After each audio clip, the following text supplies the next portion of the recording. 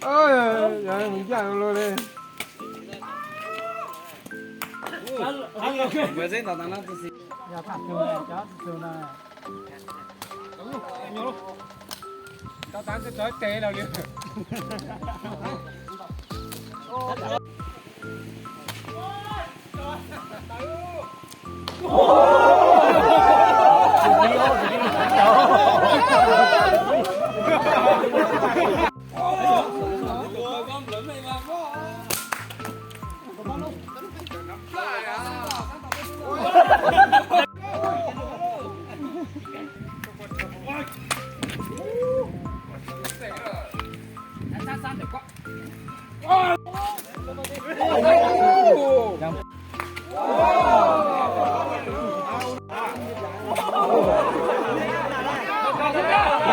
Gạt trống đi.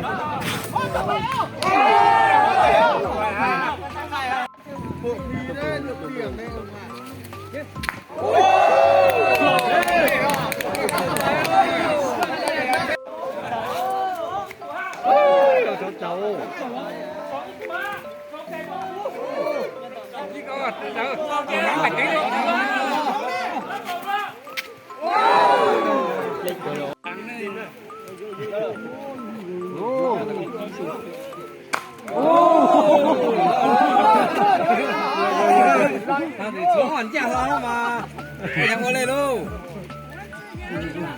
Thành rất đỏ à. Đúng rồi, nghe cắn rồi.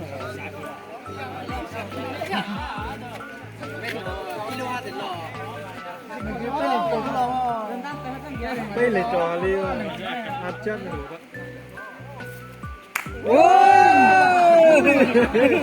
đây là con tàu ra chuẩn bị dây mặt trâu léo rồi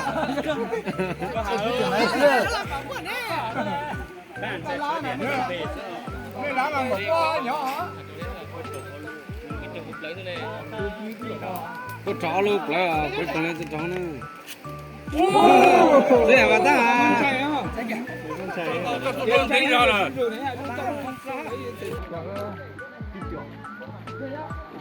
Nó thật thật luôn đấy. Nó thật thật luôn đấy chứ. Nó đổ trống nó tàng hảo. nè còn luôn thấy rồi ta nhưng tao có mấy隻trâu thì mấy sức lọ mày nó điểm bảo vệ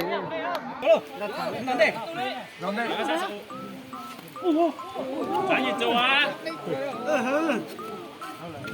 ui chưa là trời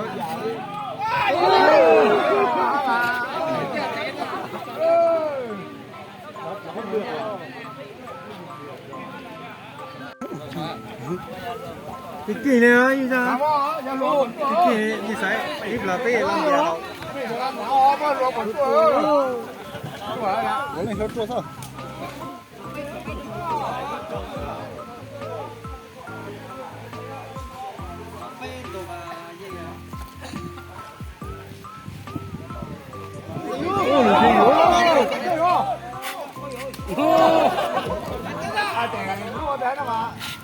ôi ơi cái lên thằng này có chỉ trâu mà phải chỉ lo này à chứ phải tăng là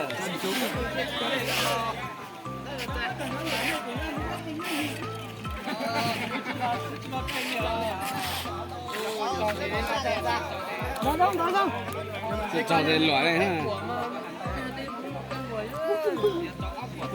Đấy chưa? Chưa. Sao đi ăn đuôi to. Mình đi chơi kênh với Diệp kia thôi.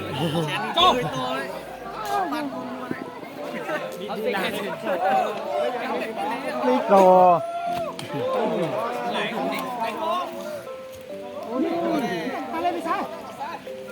ơi tam điểm à tới vòng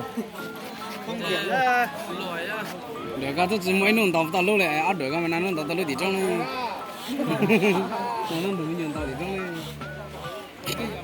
xong răng của tàu lâu nữa rồi Đâu thì chờ nó đâu. ai trời ơi Đâu. Sang có lúc trốn lại ô mày bây giờ tới dạng câu đấy đi dạng câu đấy qua tới mày loài á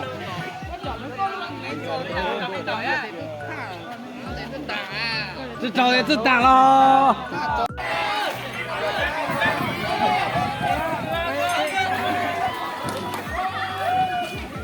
bây giờ chỗ phí ý lại không mơ ý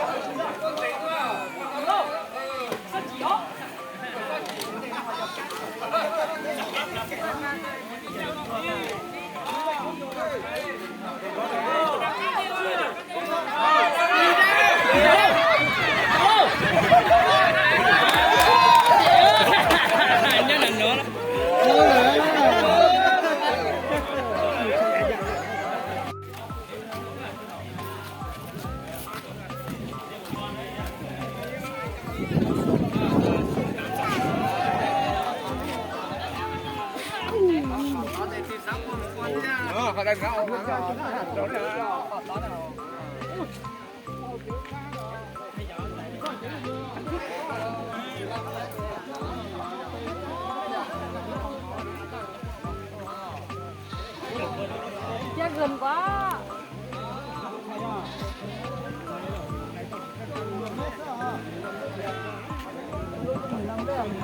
Con lúc 15 mét là con ném chỉ 10 mét về tua.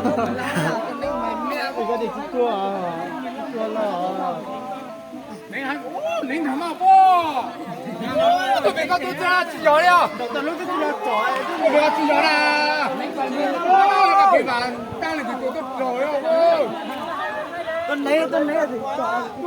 Tụi lấy tiền gì bao giờ nó chưa bố. Còn nào quá? Ném này đặt ăn luôn. Con ném con đặt ăn à? Nhưng mà tôi không phải biết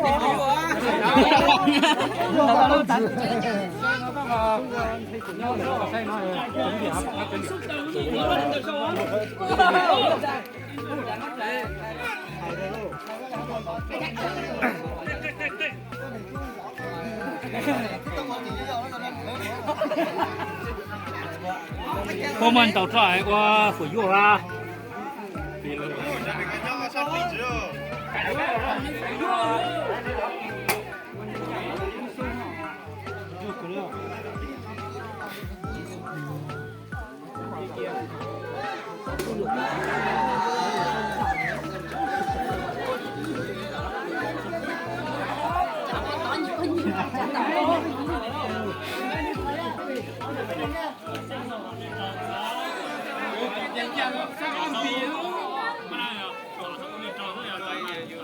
Đúng rồi.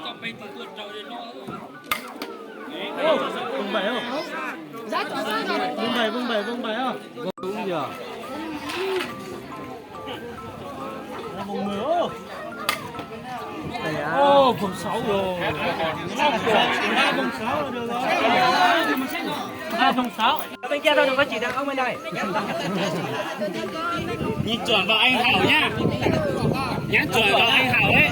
Nhắn như anh Hảo cứng ở đây đấy. Thật ra. Nhắn như anh Hảo ấy. Đấy.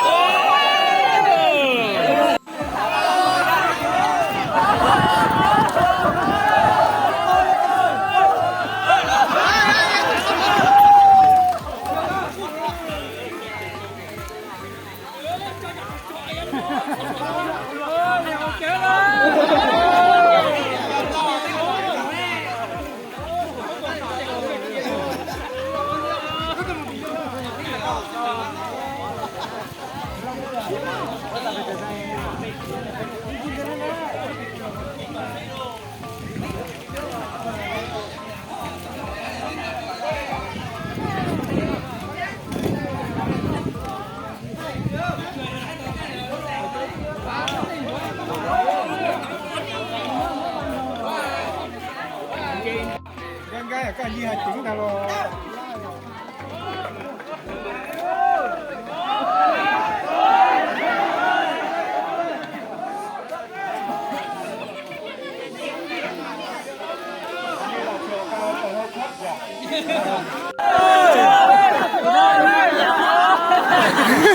呢度作。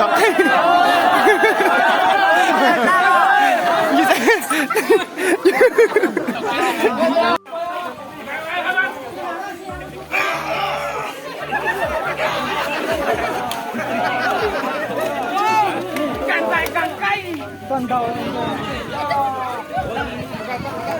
他到中午他到好呢。快rồi. Nó chạy đóng mùa mùa. Đi xa đây.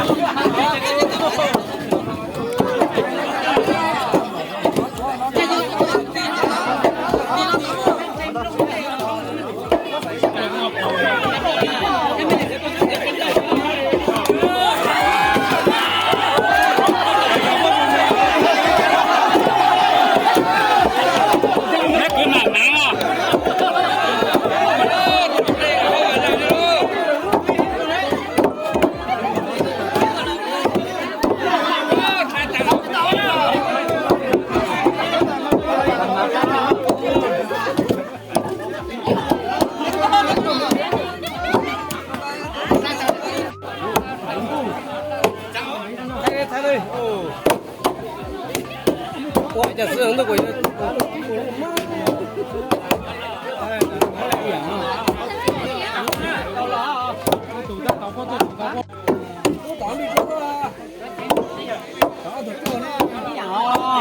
Ý giảng rồi. Một thầy lô, nó cũng to lo.